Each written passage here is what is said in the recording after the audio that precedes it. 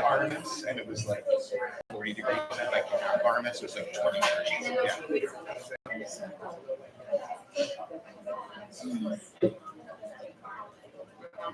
7 o'clock. Good evening, everyone. Welcome. At 7 o'clock, we're going to begin.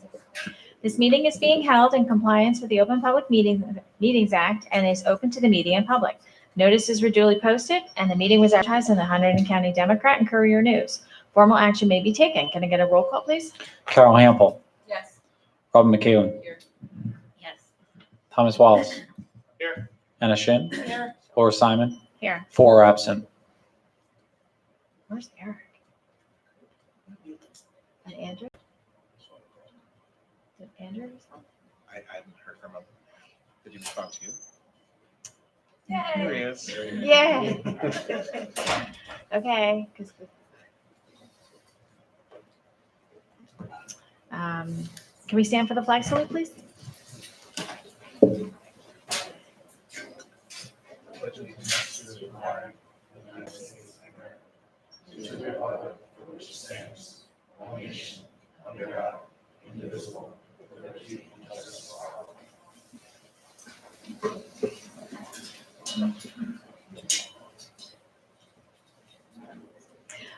We have the superintendent's report. Good evening, everyone. Welcome to our board meeting. We have a very special treat tonight for the parents and for the board members. To start us off, I'd like to introduce Dr. DeRosa, principal of White House School. She will be introducing the students and their activity for this evening. So Dr. DeRosa, go ahead and take it away. Okay, thank you. First of all, we're thrilled to be here. I want to thank everyone. I'm joined here by our new school counselor, Mr. Paul Smith. We do have the children stowed away, ready to join us at the appropriate time. But we're here to talk about we have an annual thematic unit every year.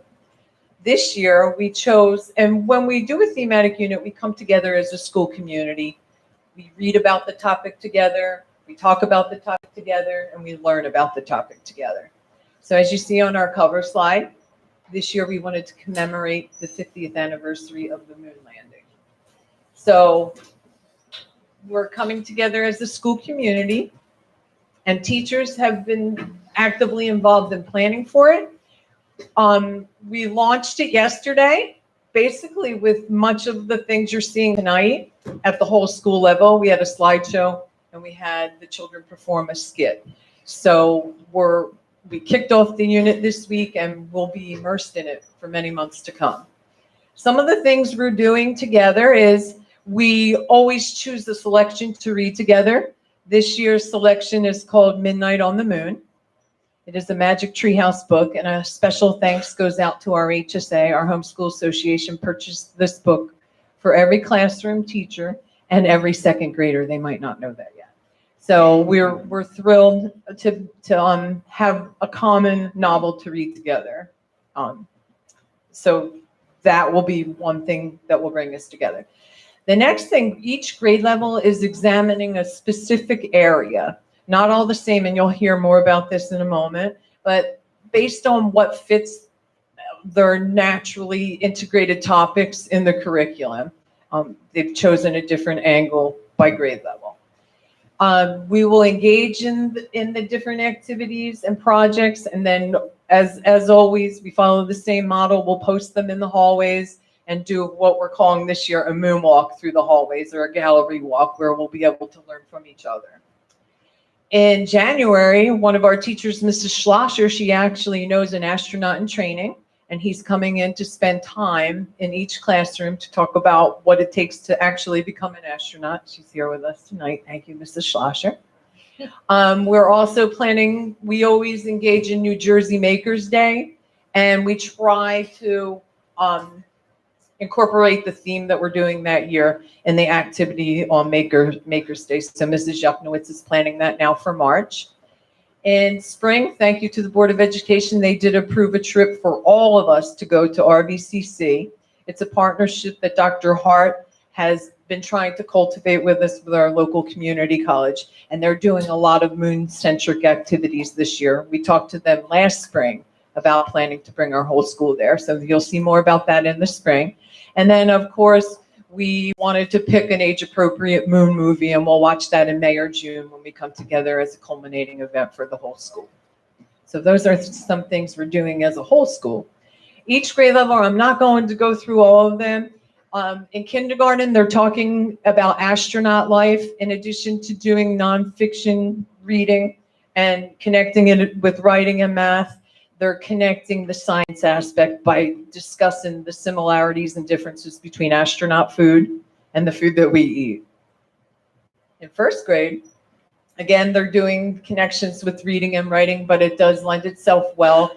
They're studying stars, planets, and constellations, and it naturally meshes with what they do in the actual curriculum.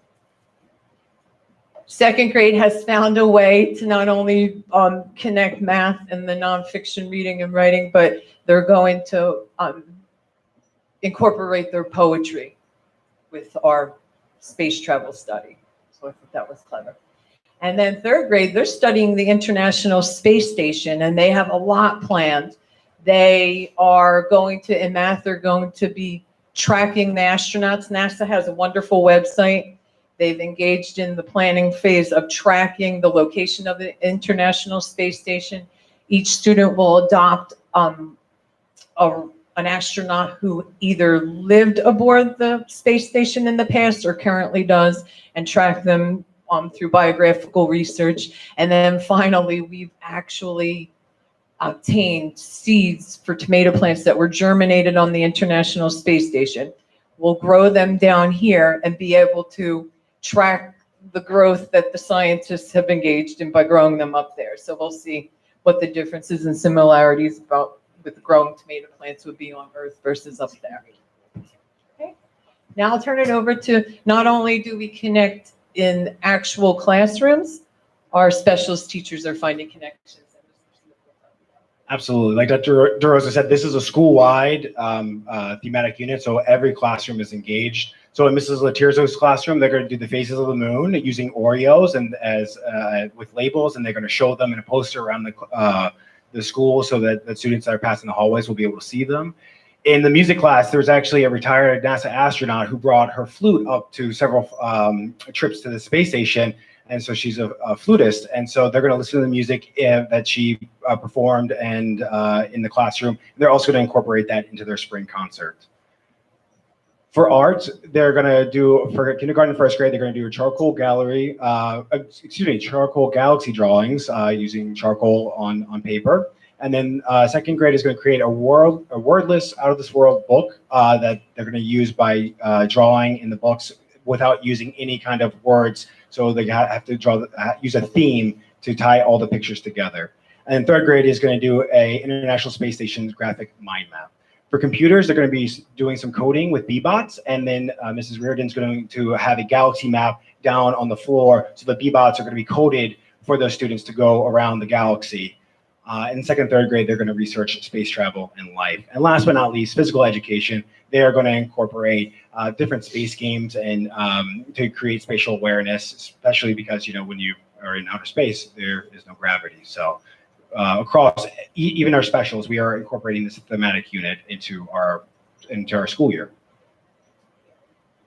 And before I turn it over to Ms. Bengals, who's outside with the children, I have to say I had exactly one planning meeting with her. I said, I think that I would like us to perform an age-appropriate skit to reenact the moon landing.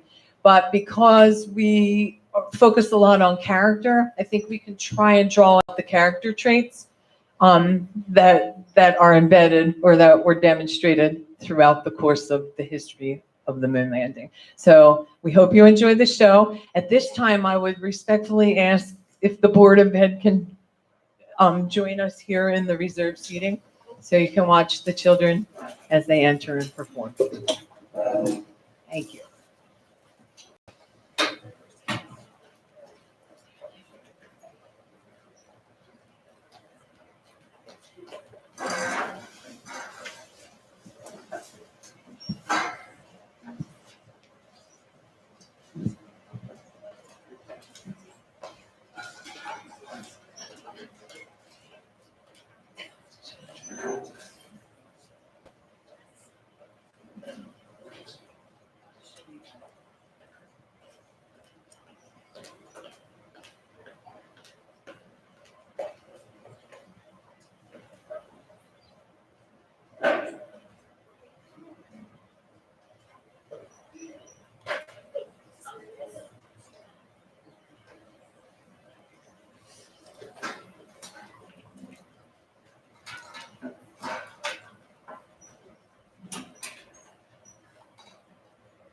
come to you from NASA.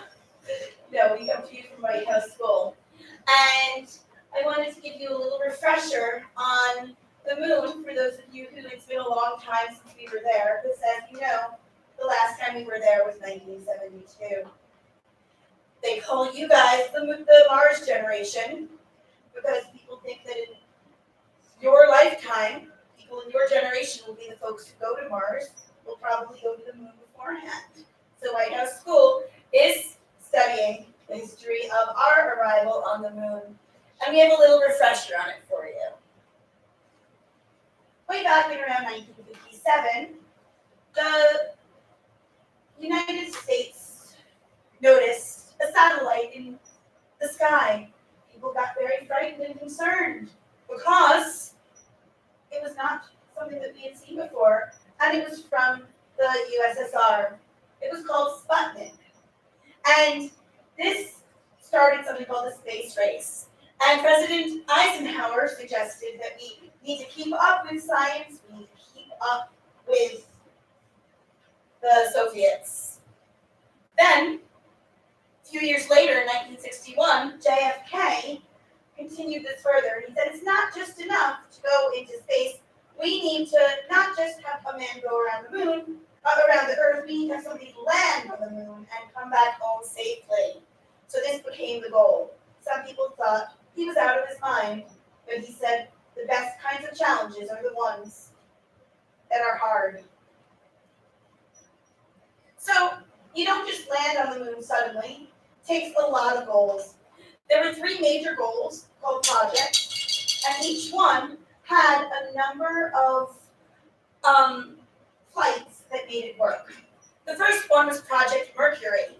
This simply had a goal to have one man, and back then it was men, go around the planet Earth in a spaceship. When Project Mercury began, no human being had been in space yet. So this was a very ambitious goal. And our John Glenn was the first man to do that. He orbited the Earth on the Friendship 7, which concluded Project Mercury, and then led us to our second goal, Project Gemini. As you know, Geminis are twins. John Glenn was the only one in his spacecraft, but now their goal was to get one person off the spaceship. This person would go out and do a spacewalk or extravehicular activity. That meant that somebody else needed to stay in the ship. So this team of Buzz Aldrin and Jim Lovell went into space together and did the first spacewalk. You'll see all these wonderful patches of the many different flights that took place before that would happen. Just for the record, NASA astronauts sometimes do pranks, including in Gemini, they had their first music in space. It happened to be one spaceship saying to another one, Jingle Bells. So there's Buzz Aldrin. We have our own version of Buzz here. Yes, if kids, you know Buzz Lightyear, you got a friend in me. Now, we have met that goal, so we came to our third goal, called Project Apollo. This goal was to land on the moon, have somebody get out of the plane, do that extravehicular activity, that spacewalk, walk on the moon, and return to Earth safely. So you had 12 men over a couple of years walked on the moon in pairs of 2 each time. The third one always stayed in the ship to make sure people could get back home safely. Even after we landed on the moon 50 years ago in July, we continued a few more missions to get more information. Our first man on the moon was Neil Armstrong. Here's our Neil right here. And he landed 50 years ago last summer. Now, one of the things that's really important to us in White House is we realize we're a whole community of people who are all doing different things. So it wasn't just the astronauts that made NASA so successful. We chose a few people to spotlight. In our presentation, you'll hear about Franz Pavlik. If anybody knows how to pronounce his name, I'm glad to take instruction there. He was the man that made the lunar rover. Incidentally, they didn't know what the surface of the moon was going to be like. They made the wheels out of piano strings. Then there's Katherine Johnson. She's over here for us, babe. Katherine Johnson was one of our hidden figures, if you've seen that movie. She was one of the mathematicians who calculated important facts for helping us land there. Underneath her is Margaret Hamilton. She was one of our coders for the computers. Today she's going to be played by Alex and a little bit with help with Samantha, who are kind of understudying, filling in right now. But Margaret Hamilton was able to not only help with the programming, but when at the last minute, just before they were about to land, there was an emergency, she was able to do the last minute reprogramming. Judy Sullivan is played by Sam over here. She was a medical engineer who is one of the people who had to keep track of the health of the astronauts in space, keeping track of their heartbeat and everything. She lives not too far away from us in Macungie, Pennsylvania. I'm trying to get in touch with her. And Ellie Foraker, Alex is focusing on her, was one of the seamstresses who helped won a contest to make the spacesuits out of material similar to latex. There are many, many books about the moon, many of them for adults, many of them movies, but many appropriate to White House school-age students. And one of the things that's really been important to NASA is, even after the moon, to make their science meaningful to everybody. So they have all sorts of websites, all sorts of information. Some years ago, they were going to try to put Big Bird into space, but he was too tall to fit in any of the spaceships. You have to be between 5'4" and 6'2". Big Bird was over 8 feet tall. Too bad. Now, one of the important things you're going to hear about also is that when people landed back on Earth, they couldn't land where there were houses. That could be kind of dangerous. So they landed in the water. And there were people who needed to study where they were going to land. In our faculty, we have somebody named Mrs. Hudson. She is a daughter of one of the men who researched where the spacecraft were going to land. And she brought in for us to see from her father, George Lemcole, something honoring him for his work with Apollo 8. And it's his 92nd birthday today, which is kind of this picture that her father-in-law made for her with the family, and her husband signed it right after the moon landing. It was really a big deal back then that Michael Collins, the one left in the spacecraft, that he saw, at one moment, he saw everybody who was alive, all the humans who were alive, his 2 fellow astronauts, and everybody on Earth. And he took that picture of the moon and the Earth. This was something that people found very romantic back then. Mrs. Davies' father-in-law painted that, remembering it. So without further ado, I think it's time for the 2nd and 3rd graders to share, and our astronauts and presidents and scientists, to share with you their story. One thing. Just check that this works with you. Say hello. Hello. Closer. Hello. Good. And Finn, thank you for this. Hello? Can you say it standing up full? Hello? Yes. Okay. Thank you. And this is your time.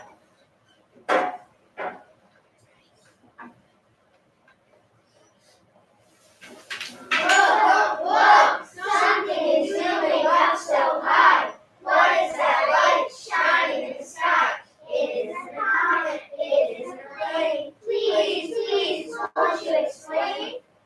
It's a Russian satellite flying in space. We need one too. We have to keep pace. How did they do it? Where will it go? I'm so curious. I just have to know. I am President Eisenhower. We want to be a great world power. We need them to understand what makes this a wonderful land. I'm JFK. My plan is the moon. We must have men walk there. We must do it soon. Yes, we need science, but we need to do more. We're off to the moon. We have to explore. This is what I really say. We choose to go to the moon. Not because it is easy, but because it is hard. It won't be easy, but do not quit. To land on the moon, we'll have to have grit. Let's hear for grit! Going to the moon is hard. It's not a vacation. Traveling to the moon will take lots of patience. Let's hear for patience! Wait now, Tony, 1962. You need to wait till the decade is through. Goal number 1.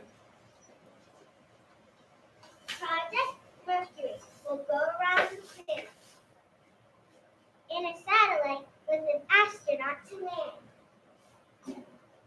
My name is John Glenn, and watch 1, 2, 3. I orbited the Earth.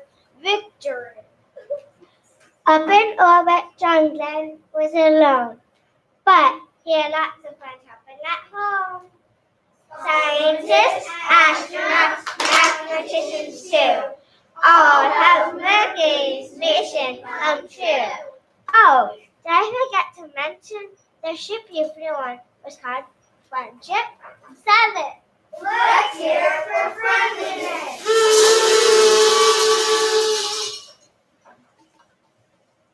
One man in orbit, that's not enough. To get to the moon, it's going to be rough.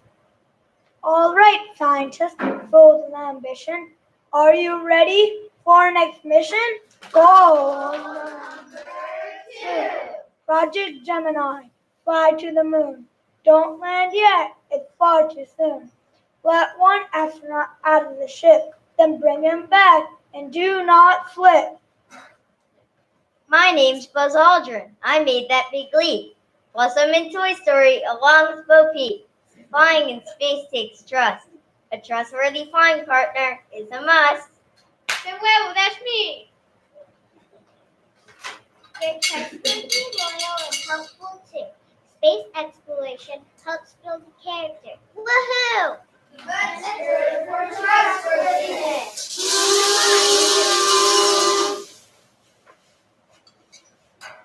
We sent John to orbit and now Buzz in the air.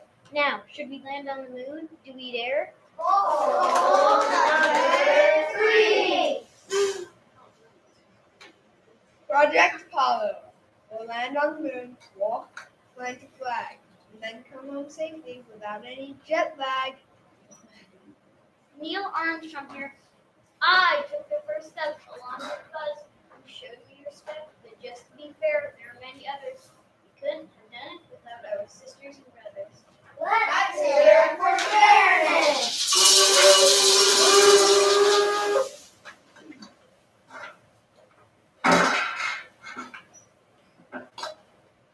Ellie's fourth grade used to sew pants for little girls and boys, but then she learned to make spacesuits, one of her joys. Computers we knew back then, people made mistakes. I, Margaret Hamilton, put on the brakes. Knowing the code, that was the key. They couldn't have landed, not without me. Let's hear for helpfulness.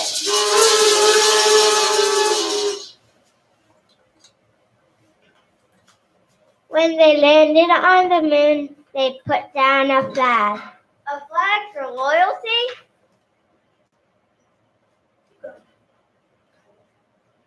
Kind of, but don't brag.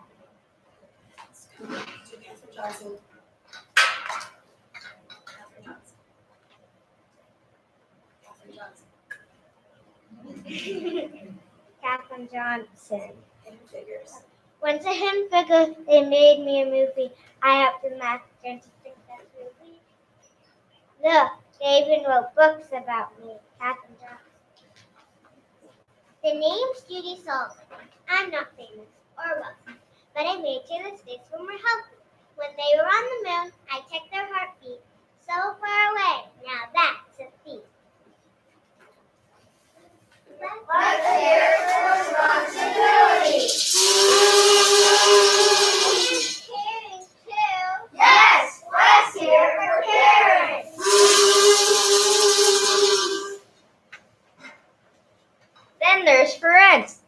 made us the car. That good old lunar rover helped us drive far. When we landed on Earth, we fell to the sea.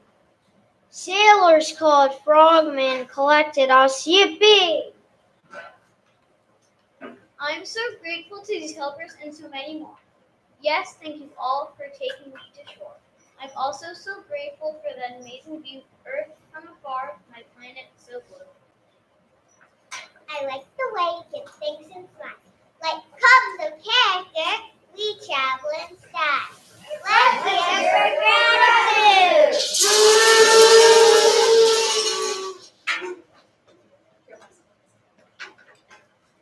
There's a plaque on the moon to celebrate this great feat.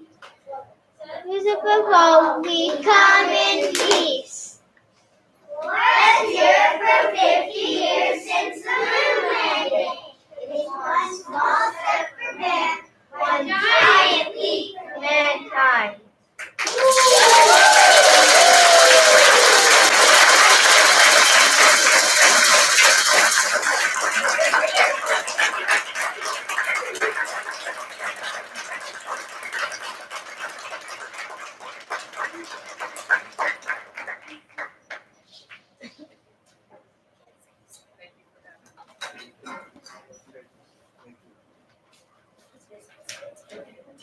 Thank you very much. Well done, kids.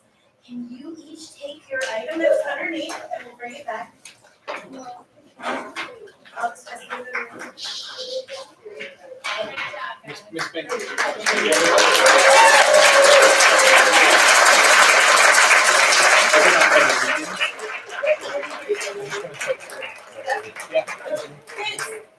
You know what, Dr. Hurt wants to say something to you, so if you could just let the grown-ups get past. Everybody just kind of, Dr. Hurt wants to say something.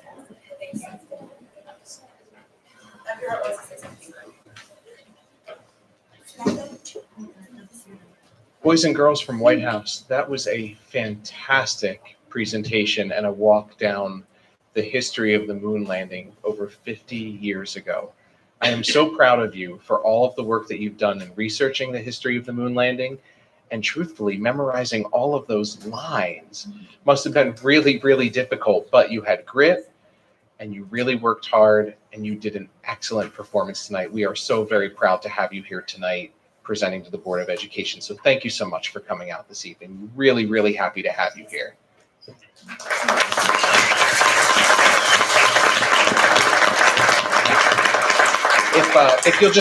If you'll stay for just one moment and I'll get a picture with everybody before you leave and then you can go, all right?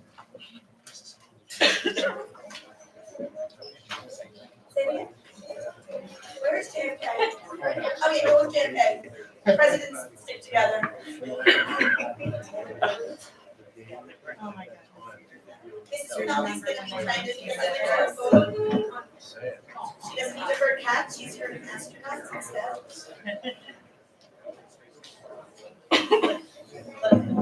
Catherine, this way the camera is that way.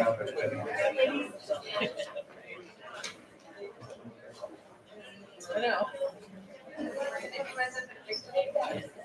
See if your sign is facing the right direction.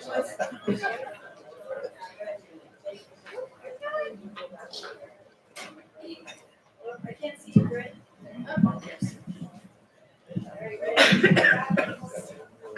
That was amazing. I just can't imagine how they got all those things. Okay, ready? Patience, put your sign up higher. Hold your patience. Okay. Thank you. It's a lot of fun. Thank you. But it wasn't intentional, harming us. Yes, you were here years ago. Still on the poster. Not right here, right now, I'm sorry. You're coming with me, yes?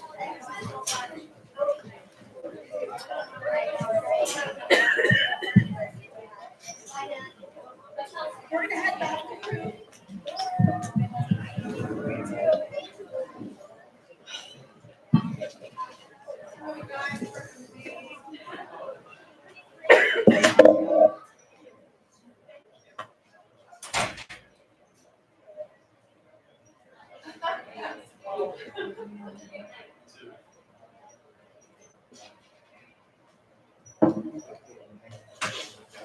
That was It adorable. really was. I cannot, that was amazing. It was. So good. I can't believe they memorized all they those memorized it. lines. I know. They're gonna have a you know what? That's one thing I miss about Dr. DeRosa and being in White House School, the thematic units. Actually, as I was driving on my way here today, I was thinking about all the different years. Like she had Ramona and Charlotte's Web, and it's just fascinating what she does. And she just I think every involves year, like, everybody. what's the thematic unit going to be this year? Right. Because I can't imagine how, like, every year coming up with something new and relatable to kids, great from kindergarten through third grade. they're learning Well, let's see so what the much. school looks like inside. Well, we used Yeah. to do the board tours, and we would go and see the thematic unit. Hint, hint. Hint, Hint, hint. hint. That's It's such a great unit. It shows, is. Yeah. Collaborative effort, Mhm. Right. patience. I mean, it ties so many important Mhm. concepts together. So, Yeah. So well. It was I'm great. putting the character education into it, but it was just, Creative. yeah, Really. Yeah, yeah. It was very creative. she's so creative. Mhm. That was great. Great way to start off our meeting. Are we good, Matt? Okay. All right, that sounds good. The next portion of my superintendent's report is just a brief update on strategic planning for the board, just so that you know. I posted a presentation. It's only 2 slides, so I'm just going to just give you a 2-minute update. The first was when I presented back in August to the board, we talked about the first step really being the community engagement part. So I want to let you know what we did to attempt to engage the community. We did an introductory letter to the entire community. We did a newspaper article in September. We did an ad out in the newspaper in October. We sent a personal letter to the township committee, which they announced at their committee meeting about the community engagement and strategic planning. We did invitations for participants to come to small group and individual meetings, which many of you, the administration, HSA, the teachers union, were all part of. And then we did our best to advertise the community forums and the survey through Genesis. We posted flyers, and if anybody saw them in local libraries, churches, post offices, and at Sorella's, of course. We posted in the community news bulletin, and we sent email reminders to staff and to parents, and then we extended the survey deadline. So we casted a wide net, and we are at the point right now where you can see on the second slide that we've checked off quite a few things in community engagement for our strategic plan. And at this point, we're going to get ready to gather the survey data and the data that the consultant collected from those small group and individual meetings in a 2-day workshop in December, where there'll be about 27 folks around various tables to develop strategic goals for the future of the district for the next 3 to 5 years or so. So we are humming along, would be my summary of all of this. And we'll report back in January when we have some goals that come out of the December meetings. So are there any questions from the board about strategic planning? You extended the deadline to yesterday. Yes. Do you have a report yet on how many people? No, I'll send that to the board. I meant to ask the consultant earlier today, but she wasn't available, but I'll certainly give back to the board. We got survey responses. I can tell you where we were as of a week ago, which is why we extended. Doesn't sound good. Yeah. Elementary, so faculty at elementary schools, just teachers, certificated staff was 62, all elementary schools. Elementary parents, K-5 was 109. Middle school teachers was 36. Middle school parents was 70. And administrators were 9. And that's where we were as of November 3rd, which led us to extend the deadline, give the long weekend to fill it out. I think the students in RMS just did it yesterday. Students, Some. yeah, they did it. They're doing it over the course of last week and this week. And 5th graders here at Hollenbrook did it last week. So that's where we are. Real quick, I did receive some feedback from a resident who took the survey. Yeah. And I guess for some aspects of the survey, there are yes, no, or agree, disagree. And then there's some that offer an I don't know aspect. Okay. Answer, Mhm. where they felt that I don't know should be part of every answer you can give because you have to give one or the other. But if you have any dealings with certain aspects of the survey, they would prefer to see an I don't know because they hadn't had any. I see. So they're either saying they agree or disagree, but it's not true because they don't really know. So it could skew your answers a little bit. I see. The feedback. that they No, have. that's good. Good to know. You said that in, I think it was December 2nd and 3rd, that there's going to be, they're going to be synthesizing the data, 27 people. Who will be that group of people? It's comprised of board members. We have board members, administrators, parents, faculty members, and leadership position. Anything else? That's my update on strategic planning. Thank you. And I'll turn it over to Jason to talk a little bit about our wellness policy. Thank you. So once every 3 years, we're required to report out on our wellness policy, which is policy 8505. This policy, has some background, was a requirement by federal standards relating to school lunch and the Healthy and Hunger-Free Kids Act of 2010. That regulation required schools that wanted to obtain funding relating to this National School Lunch Program to perform certain goals relating to nutrition promotion, nutrition education, physical activity, basically things that we implement on a daily basis here in the school district. They relate to healthy eating habits, allowing children to get a certain amount of physical activity on a daily basis, and promoting that, healthy wellness as part of the school lunch program. So there's a tool to fill out how we are progressing relating to that. I would say more than half of the program is administered by Mashios, which is our food service provider. Things as simple as putting out vegetables and fruit before and in more reachable areas than food that is less healthy is one of the goals. So it's simple things. Our national food program also has very strict requirements on food standards. And as we are a part of that, we meet almost all of those goals, which is audited actually, and we're under audit for this school year.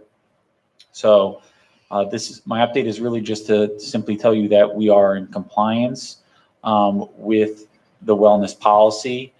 If you would like to have any feedback on that, the wellness policy assessment tools are posted on each of the school's websites under the cafeteria on the lunch, near the lunch menu.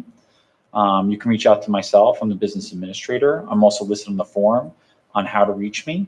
And you can get involved in the food service advisory committees that meet and discuss the food at each school. Those happen usually once every year at each school. You can also reach out to me about the safety meetings that we discuss healthy habits within the school district. And that's my update. Any questions?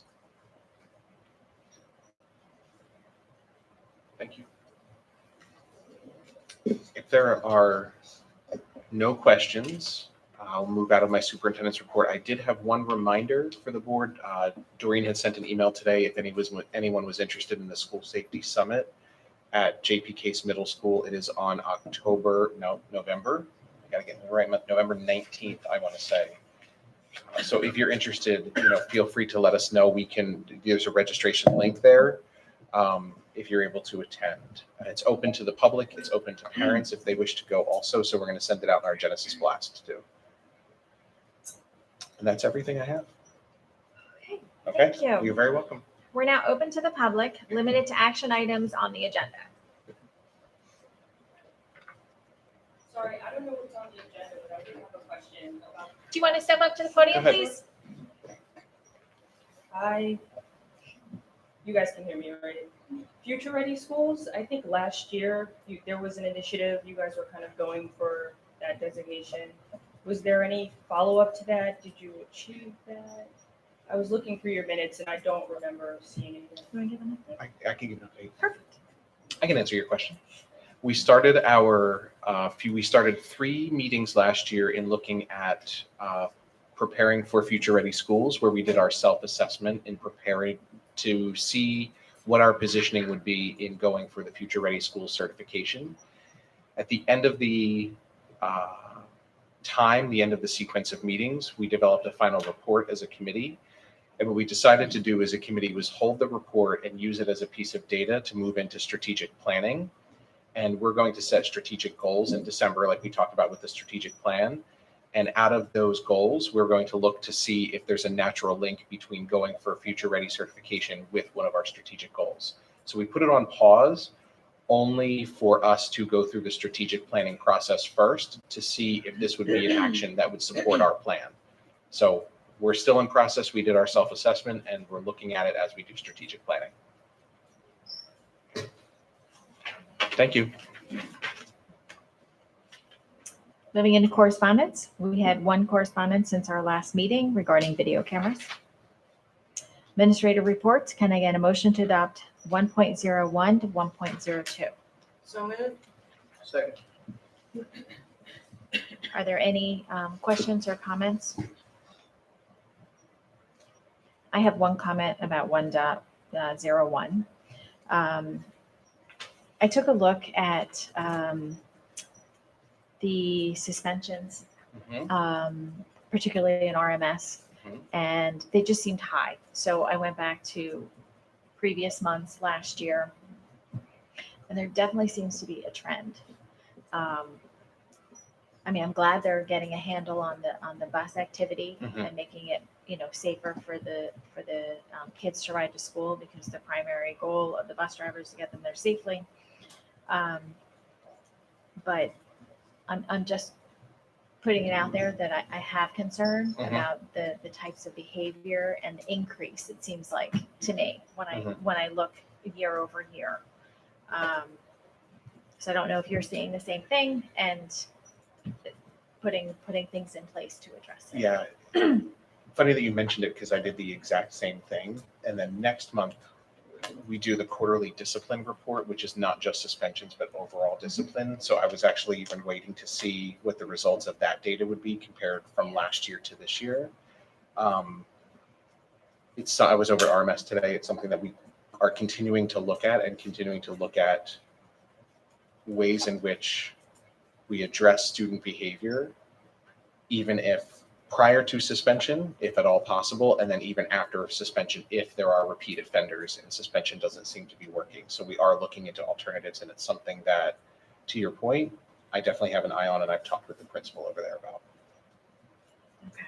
Yeah, and you'll get another quarterly discipline report next month, and that'll be good for us to compare from last year to this year too. It just seems like the behavior is completely out of whack. Yeah, and it's different, not that it's not an excuse, but this year it seems like in class and in school behavior is less of an issue, but it's bus behavior, right? Seems to be the trend that's shown up on these discipline reports. And you'll notice if you look at some of the student ID numbers, you'll see that there are some students that show up repeatedly more than once or have more than one day of suspension. One of the things that I've done too this year is any student who's suspended for more than 2 days, their reentry meeting is not only with the school administration, but also with me. So I go over to the middle school and I'll sit in on the meeting, on a reentry meeting, and I follow up with students that are suspended for more than 2 days over the course of the year. So it's not just school-based efforts, but even from my side, where I'm doing what I can to try to be involved with the parents and the students to make an effort to have appropriate school behavior and see the suspensions decrease. And is it your experience once that happens, if there's a decrease in that behavior? Not with all students. I'll say that. Not with all. Do you meet with them again? I have it on my calendar for next week. Okay. Yep. All right. With the bus issues too, do we see a trend in a particular bus or Yeah, a that I particular can't set tell. of buses, right? Like Yeah. that might be something to look at as well, because it might be, Yes. a whole neighborhood of kids who are real familiar with one another, so Yeah. they're kind of more comfortable, that kind of stuff. Just another point with the bus issue. I noticed in the past few weeks, or a month, there have been social media inquiries about the ages of students, 4th grade through 8th grade. Yeah. Some parents weren't aware of it, I guess, when their kids were going to be taking the buses. And there were some issues. Are you finding any issues between the grades? Kids with 8th grades to 4th grade, any issues between those kids? The only one that came to my attention is one that I'll talk to you about in executive session tonight that's related to an HIV incident. That's the only one, and it's both middle school students, but it's an older student, a younger student. I have not. Nothing has been reported to me directly if it's a Hollenbrook student or students and middle school students on the bus. Just for context, Yeah. this isn't how we are dealing with these incidents, or is it an actual increase of incidents happening? Because I know that RMS culture is something that we as a board and as a district are working to fix. Mhm. And so is it that maybe our principals and administrators are responding in a different way, or we actually are seeing an increase in incidents? I'm just wondering.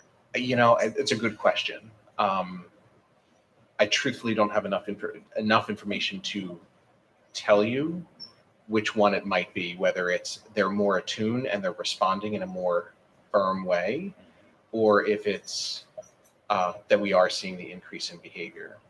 We are looking at alternatives like more restorative practices and things like that. So we're trying various things. And I know Dr. Moss is pulling together a code of conduct committee of teachers to look at the code of conduct to ensure that we are developing we impose discipline that is appropriate for certain infractions and that we're doing that consistently. So there is a committee that's also looking at that too, to provide the consistency. If I had to guess, I have to tell you, kids are different, right? You know, it's going to be situational. Every kid is going to be different. There are kids that, you know, for one child, maybe they're a repeat offender and they've had more than one suspension. For another child, maybe it's the first offense, but it's a really egregious offense and warrants a suspension. So it's hard to answer that question only because it's one, situational dependent, two, child dependent, and three, I haven't been tracking it that way. Like how often we're following the expectations for behavior versus trying alternatives to behavior. Yeah, If that gives you any context. I don't know if that helps at all. I understand that it's an ambiguous response, but yes, that's helpful. And I don't intend for it to be ambiguous. It's just, I understand your response. yeah. I understand your response.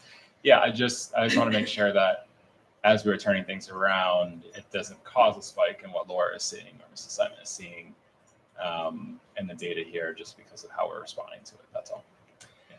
But the goal would be to respond consistently. So if that means out of this committee or out of the conversations that have happened over at the middle school that this is how we're going to respond to this type of incident, that could be why, where maybe we haven't had those conversations in the past. But point well taken, right? You know, we haven't, I've only been here, this is my second year, but this hasn't been a committee that's been on the radar to my knowledge, unless the board has other history, that has been looked at with such depth and with the committee work that we've designed this year. So yeah, be interested to see what they come up with. Yeah, whether that's a they're going to make school-wide- recommendations that you'll Yeah. eventually see through committee or as a full board. Yeah. And because it's going to be policy implications too, because code of conduct is policy and regulation. Yeah. Great. Thank you. Yep. You're welcome. Are there any other questions or comments? Can I get a roll call, please? Carol Hample, Yes. Ron McCaleb, Yes. Andrew Saunders, Yes. Thomas Wallace, Yes. Eric Swirling, Yes. Anna Shin, Yes. Laura Simon. Yes. Passes. Minutes, can I get a motion to adopt 2.01 to 2.02? So moved. Second. Are there any questions or corrections? Not hearing any, can I get a roll call, please? Carol Hample, Yes. Ron McCaleb, Yes. Andrew Saunders, Yes. Thomas Wallace, Yes. Eric Swirling, Yes. Anna Shin, Yes. Laura Simon. Yes. Finance and facilities, can I get a motion to adopt 3.01 to 3.09? So moved. Second. Are there any questions on the agenda items? Not hearing any, can I get a roll call, please? Carol Hample, Yes. Ron McCaleb, Yes. Andrew Saunders, Yes. Thomas Wallace, Yes. Eric Zorling, Yes. Anna Shin, Yes. Laura Simon, Yes. passes. Education technology, can I get a motion to adopt 4.01 to 4.06? So moved. Second. We have minutes? Yes, we do.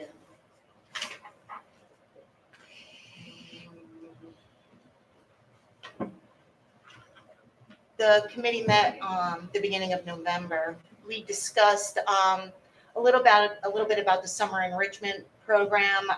They're beginning to start planning, taking some ideas from last year that were discussed and trying to start to implement them. That's going to be updated as the rest of the months go on to get this going.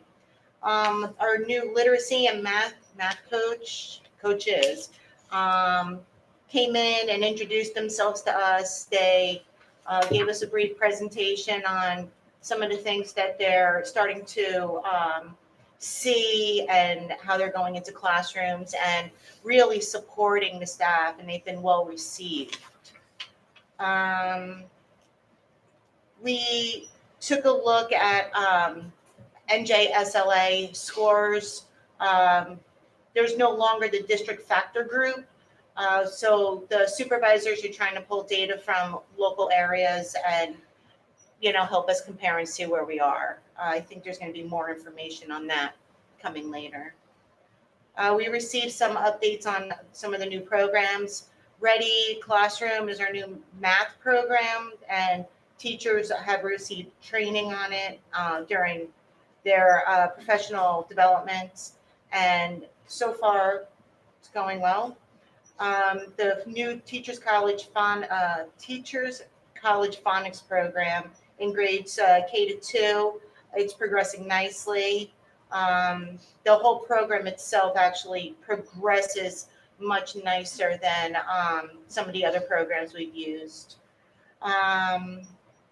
We're doing a pilot program in ELA for to focus on word parts for grades 3 to 5 and building up that way with their vocabulary. And leadership in science with Raritan Valley Community College. This is a program that was created by a former employee of Merck. Reddington Middle School was invited to join. It'll be at Raritan Valley Community College, and it's a series of workshops, and the first one is in November. We received some tech updates, piloting new whiteboards, how to make them more efficient. Master computers in the classroom are becoming an option, whether they're refurbished or not. And then we went over the standard agenda items that you all see today, and our next meeting is December 10th. Thank you. Are there any questions on the minutes or the agenda items?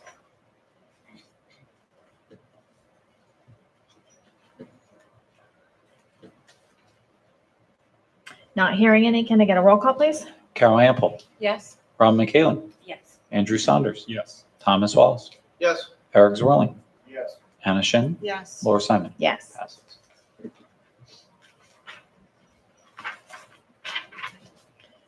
Personnel, can I get a motion to adopt 5.01 to 5.08? So moved. Second. We had a meeting, but we don't have the minutes yet. Are there any questions on the agenda items? I'll just make a comment on 504. I think that we're actually pretty lucky as a district to have a business manager who is actually a caring wellness coordinator. So thank you. I mean, he could just be caring about the nickels and dimes, but I think he actually really cares. That he does. I know, that's why I said. I would like to comment on 503 and thank both of them. I've had experience with both of them in all of my years here. Ms. Kozel is kind of a very important character in White House School. She will be missed, as well as Ms. Costanza.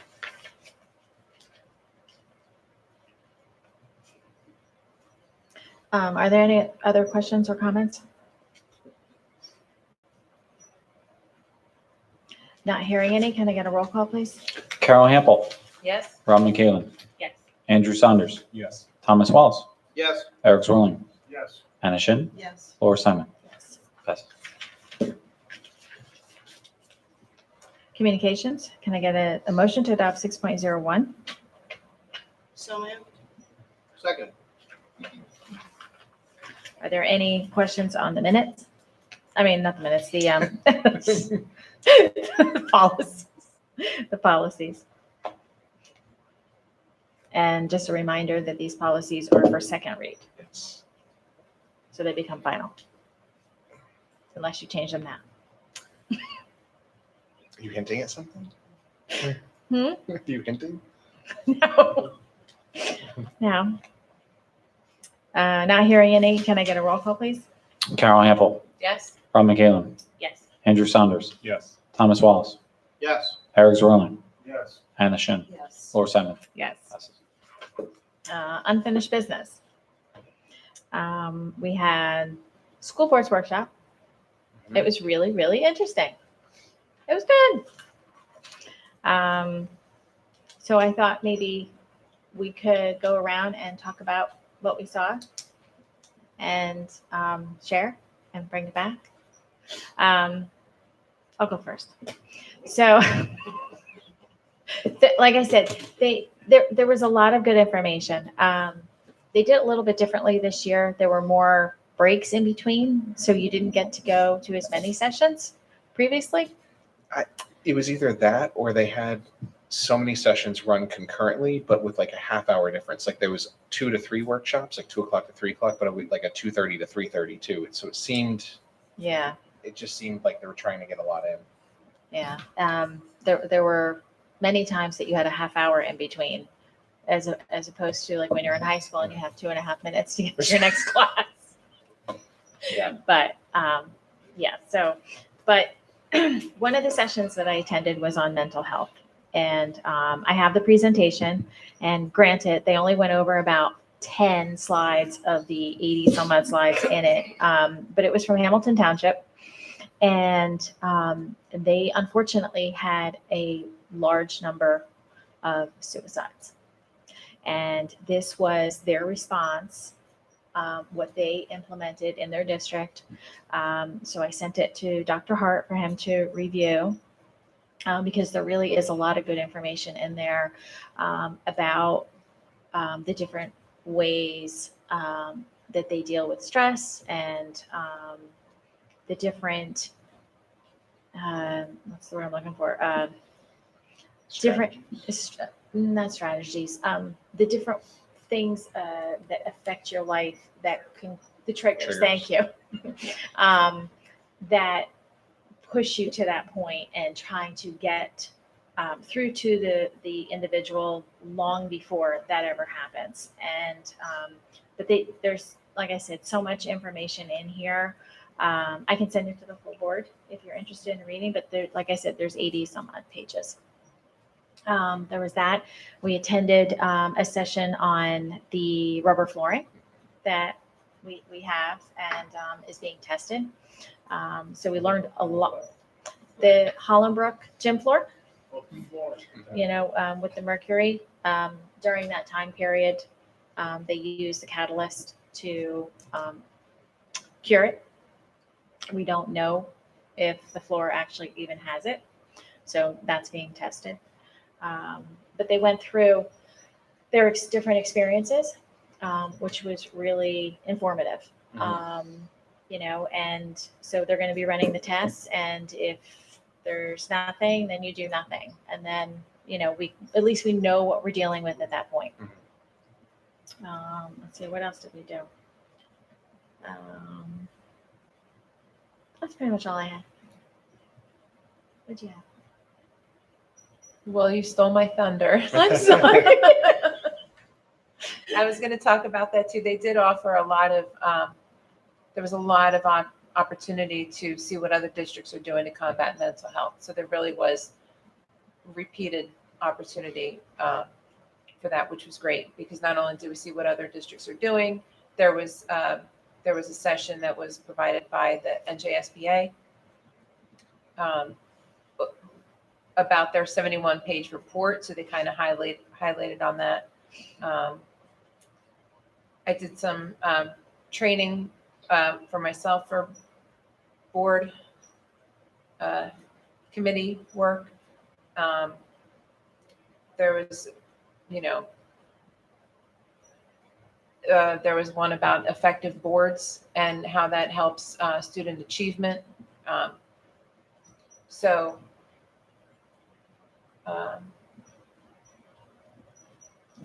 Yeah. Yeah. The nice thing about the conference is there's a lot for board members, there's a lot for administration. I even passed the comment to the folks that were there that perhaps it would be beneficial to bring a supervisor.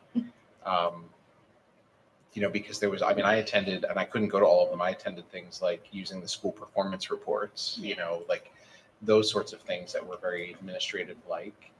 But I can't go to everything because then I also want to go to things like current issues in school law and personnel.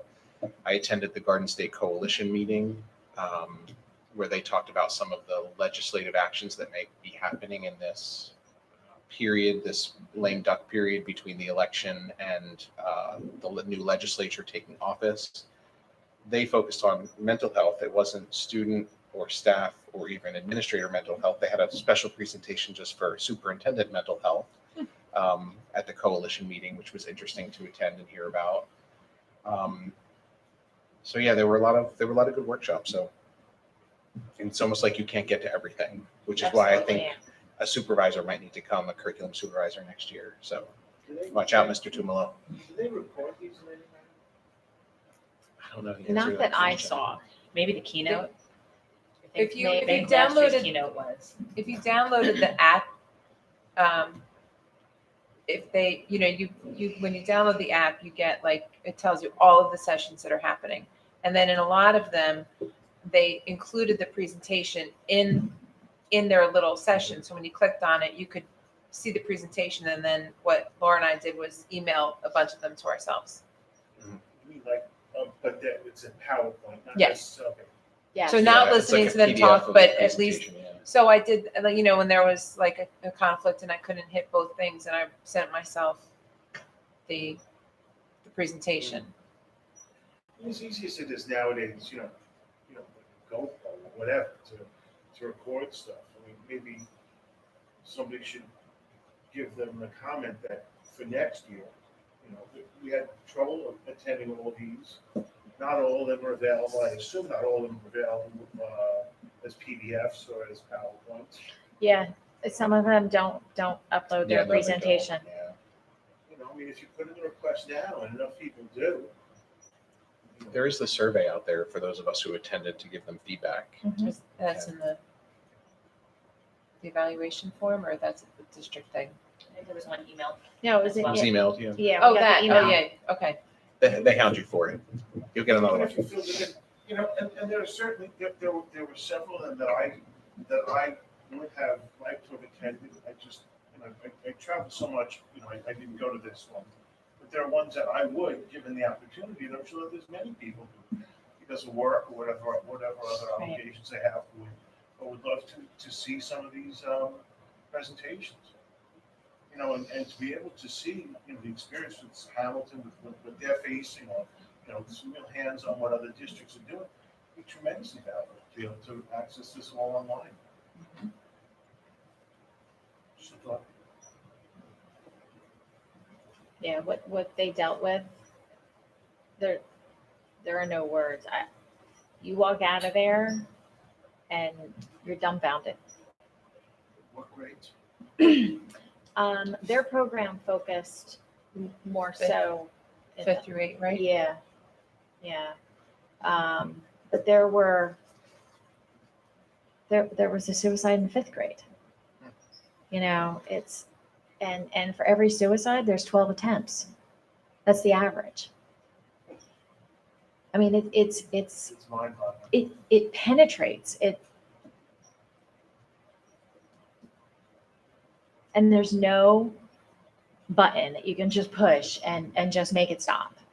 there's so many factors involved, so many moving objects that all play into it. And you feel helpless. You really do. And then maybe, below each one of these, there could be some sort of a, link for networking, Well, they are definitely open to sharing information. So they post their video of their section, and then below, everybody says, oh, I found a new resource. The Louisville, Kentucky School District has this. Here's a link to that, and it's really, It could take on a life of its own, yeah. Yeah. It could be a great clearinghouse for individual issue, for the resources related to individual issues. It was definitely good though. So, anybody else? Any other unfinished business? All right, moving on to new business. We have the School Safety Summit. That's on the 19th. It's 5:30 to 7, I think.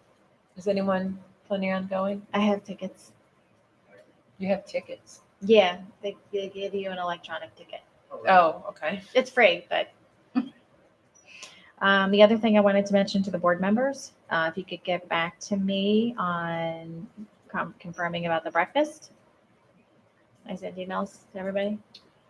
I was waiting to see what people responded, so I could Nobody kind of fill in. responded. Oh, so don't bother compiling a list for me then. Nobody. I'll respond. Okay, thank you. What is the date? December 9th. Thank you. I'm like, I have so much going on right now, so I wasn't gonna harass. Yeah, I know it was a little early, but we had to get it on the schedule. December's filling quickly. It does. December. Yes. Okay. Any other? It is Monday tonight. Yes. Starting at 8:30. The setup is earlier. I did have one other comment under new business that potentially could have gone under ed tech, but just as a catch-all here, Dr. Hart and Anna, you already heard this out of my mouth, but I do want to put it out there publicly. So it's going back to when I was in middle school here in Reddington Township. I actually also attended Hollenbrook. My classroom was right across the hall here, and White House as well. We did measure growth based on cohorts. So year over year, state exams, how much did my grade level grow from one year to another? Don't quote me, but some of the growth levels were 4%, 5%, and that was celebrated. But what happened when we got to high school was that our peers in Flemington Raritan were light years ahead of us. And in addition to that, there were just certain things that we weren't on grade level for. So bringing that story into the present, my mother is calling me. The problem, I think, is like right now we're looking at year over year growth, and I'm not sure that that is valid and rigorous.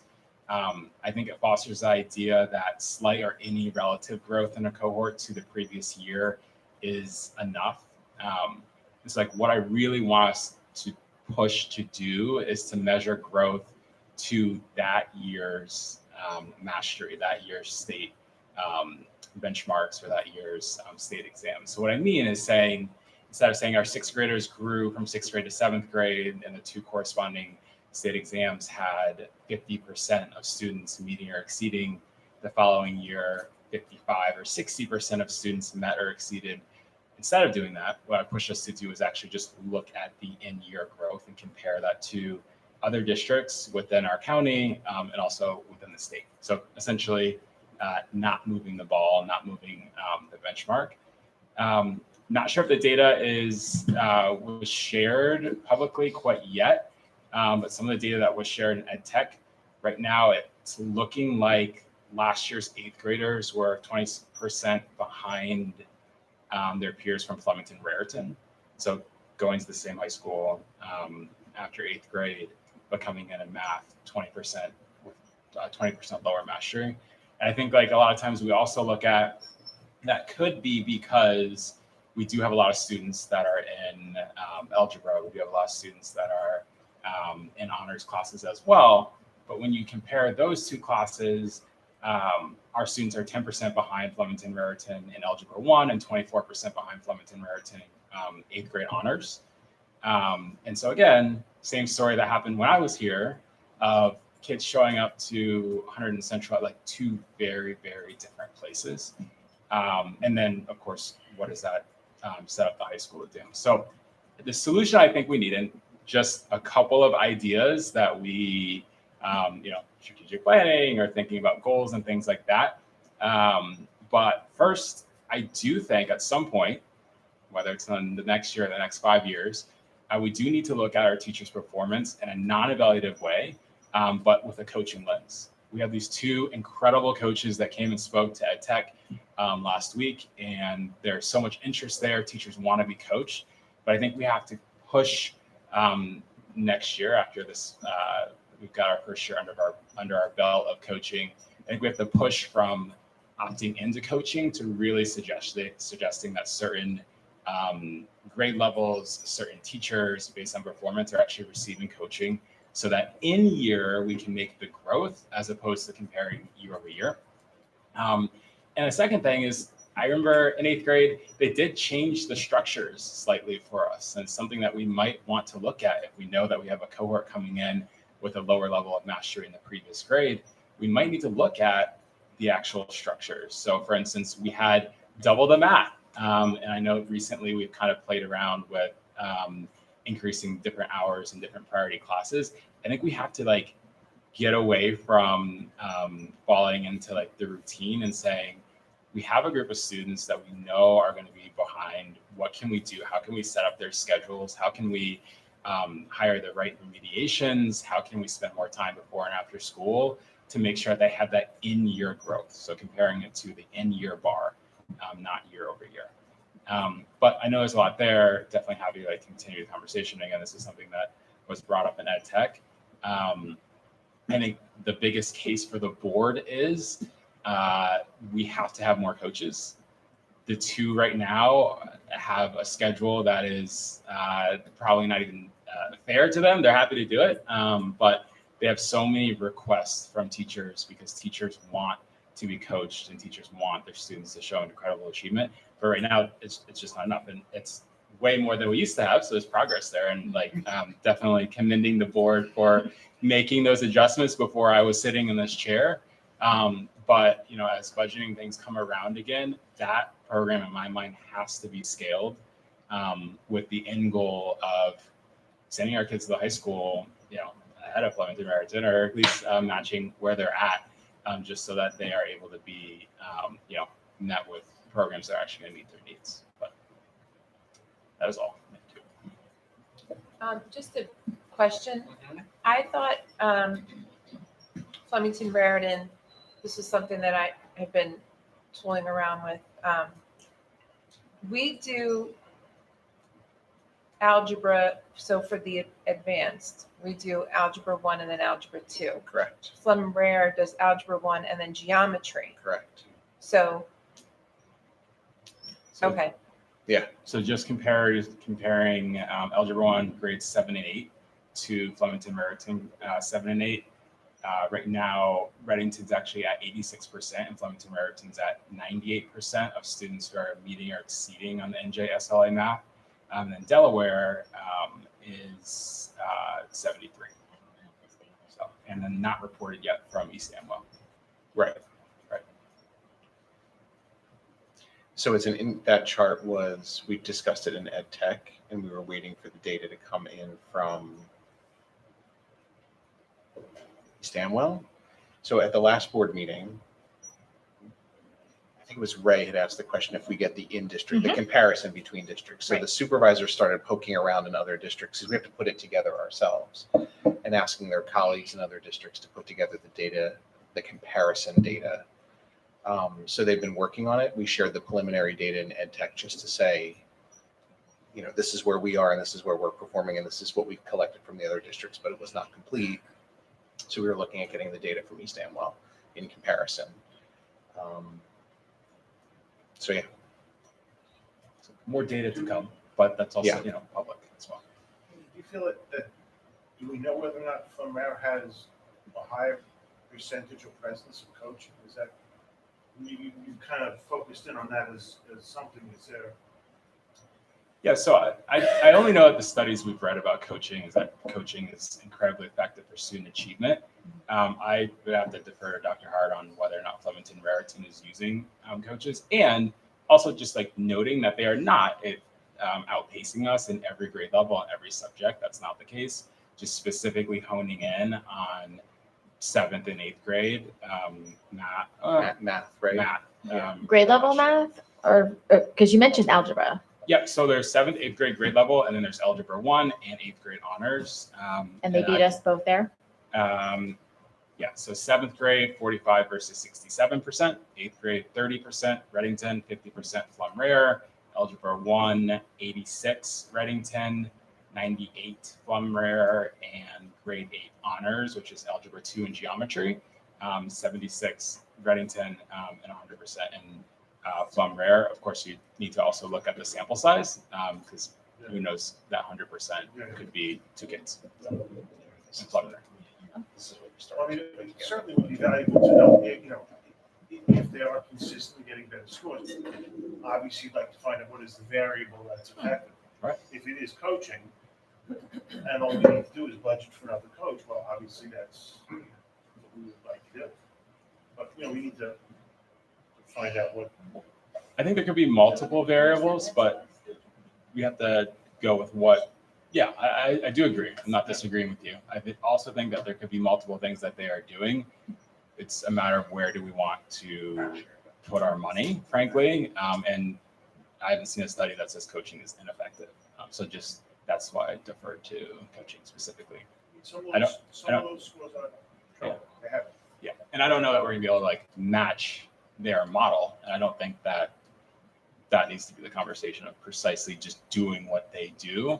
But maybe doing what our district does best. And again, these coaches that we have are an incredible resource and something that we're already doing very, very well in our district. So just need to do it more, in my opinion. So apologies to the board for not sending out the chart. It was, It's it was, incomplete. yeah, it was preliminary data, but, so I wanted to fill it in and then send it out to the full board for your review. And, truthfully, we weren't sure when I talked to the supervisors of what districts would be our comparison districts, right? So we are comparing ourselves to the other regional sending districts. Would Branchburg be another comparison? Because so the district factor group conversation we had was the last census, which was year 2000, in which we used the district factor group designation. The district factor group designation is still based off of the year 2000 census data. So we're talking about 19-year-old socioeconomic census data that we're using to compare. So these districts are not all in our same district factor group as of the year 2000, but they are in our regional sending district. So then I talked with the supervisors about whether or not districts like Branchburg might be a good comparison, or places like Hopewell Valley Regional School District or Montgomery, who I think are also district factor group I's. In any event, the coaches were there. I love what you said. More coaches is great. It's something certainly as we talk in the budget process we can consider, and there are also a lot of other competing interests in the district, like Laura just talking about mental health and SEL initiatives and wellness and those kinds of things, where we really have to have a hard conversation about where we want to put our fiscal and human resources for next year. Coaches is one of them. They're doing great work, and they did a fantastic presentation at Ed Tech. They're just great people too. They have the energy to people. Yeah. You just want to, cheer them on, Yeah. and you're so happy that everybody is responding positively. Yeah. And their focus has been K-5, like we talked about when we designed the position. The literacy coach has been working at the middle school with some, newer teachers, which is great. Where they have time to be in classrooms, especially with novice teachers, is wonderful. It really is. So, yeah, I would also just mention that the data I cited is available online. It's not necessarily something that you need the district or Dr. Hart or the coaches to, or whoever it was to put in a chart. That's helpful, but don't want to make it feel like I've shared any information that's like not just readily available to everyone online.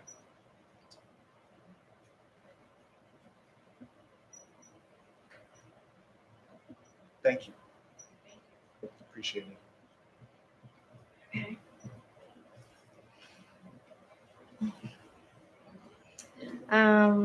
Let's see.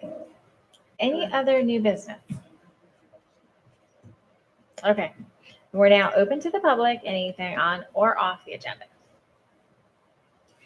Just so you know, you can always grab an agenda from right up here in case you didn't know that before. Unless there's a full room and they're gone. Yeah. Okay, well, we're gonna move into executive session. Can I get a motion to adjourn to executive session in accordance with the Sunshine Law to discuss a HIB for approximately 30 minutes, at which time the board expects to return to public session where no action will be taken. The matters discussed will be made public if and when the circumstances requiring confidentiality no longer exist. However, it is not presently known when such circumstances will exist. Can I get that motion? So moved. Can I get a roll call, please? Carol Hample, Yes. Ron McKeelan, Yes. Andrew Saunders, Yes. Thomas Wallace, Yes. Eric Zorelli, Yes. Anna Shin, Yes. Laura Simon. Yes. 8:22.